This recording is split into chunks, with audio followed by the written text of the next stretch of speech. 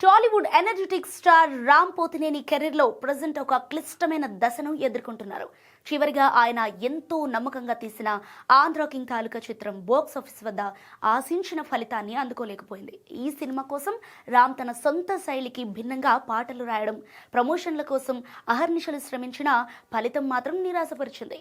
ఈ పరాజయం రామ్ను తీవ్రంగా ఆలోచింపజేసింది. దీని ప్రభావంతో ఆయన తన పారితోషికాన్ని కూడా తగ్గించుకున్నట్లు ఇండస్ట్రీలో టాక్ వినిపిస్తోంది.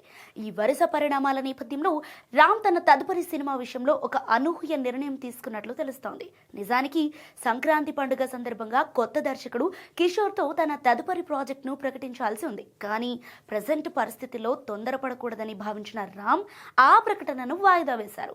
సినిమా బడ్జెట్ను భారీగా తగ్గించడంతో పాటు స్క్రిప్ట్లో స్వయంగా మార్పులు చేస్తూ సమయం తీసుకుంటున్నారు.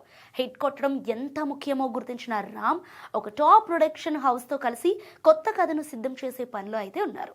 కొంతకాలం విరామం తీసుకొని పక్కా మాస్ అండ్ క్లాస్ ఎంటర్టైనర్తో మళ్ళీ స్ట్రాంగ్ కంబ్యాక్ ఇవ్వాలని రామ్ ప్లాన్ చేస్తున్నారు.